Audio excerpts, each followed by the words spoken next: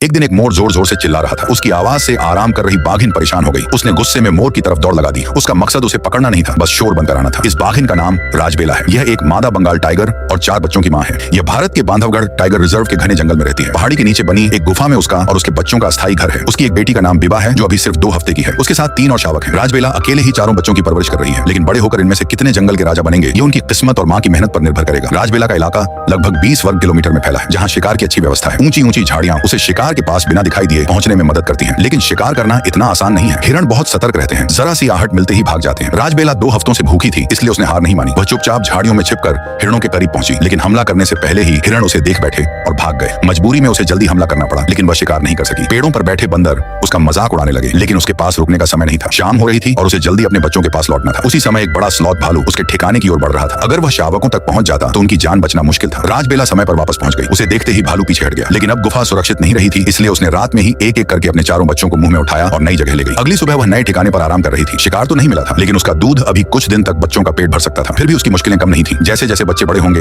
उन्हें ज्यादा भोजन चाहिए होगा। अकेले उनके लिए शिकार करना आसान नहीं होगा। उसके इलाके के चारों ओर दूसरे बाघों के इलाके हैं और पूरे जंगल के बाहर इंसानी बस्तियां हैं। बांधवगढ़ में 80 से ज्यादा बाघ रहते हैं, इसलिए इलाकों और शिकार के लिए कड़ी टक्कर होती है। कई बाघ इस लड़ाई में गंभीर रूप से घायल भी हो जाते हैं। अपने इलाके की रक्षा के लिए राजबेला हर कुछ दिनों में उसकी सीमा का चक्कर लगाती है और पेड़ों पर अपनी गंध छोड़ती है, ताकि दूसरे बाघ समझ जाएं कि यह इलाका पहले से किसी का है। इतनी गर्मी में लंबी दूरी तय करना बहुत थका देने वाला काम होता है, इसलिए गश्त पूरी करने के बाद वह अक्सर किसी छोटे पानी के गड्ढे में बैठकर ठंडक लेती है। लेकिन तभी एक नर मोर जोर जोर से आवाज निकालते हुए और पंख फैलाकर मादा मोरों को आकर्षित करने की कोशिश कर रहा था। उसकी तेज आवाज से राजबेला परेशान हो गई। उसने उसकी तरफ दौड़ लगाई, सिर्फ उसे सबक सिखाने के लिए। इसके बाद उसका आराम करने का मन नहीं रहा और वह अपने बच्चों के पास लौट गई। हर दिन उसे 3 कामों के बीच संतुलन बनाना पड़ता है: शिकार करना, बच्चों की देखभाल करना और अपने इलाके की निगरानी करना। लेकिन उसकी ताकत सीमित है, इसलिए वह सबसे पहले बच्चों को प्राथमिकता देती है। अब उसके शावक भी बड़े हो रहे हैं और हर जगह घूमने फिरने की कोशिश करते हैं। ऐसे में उन्हें संभालना और भी मुश्किल हो गया है। 4 बच्चों की अकेले परवरिश करना राजबेला के लिए हर दिन एक नई चुनौती है और उसका संघर्ष अभी सिर्फ शुरू हुआ है। ऐसी ही रोमांचक वीडियो के लिए चैनल को सब्सक्राइब करें और लाइक करना न भूलें।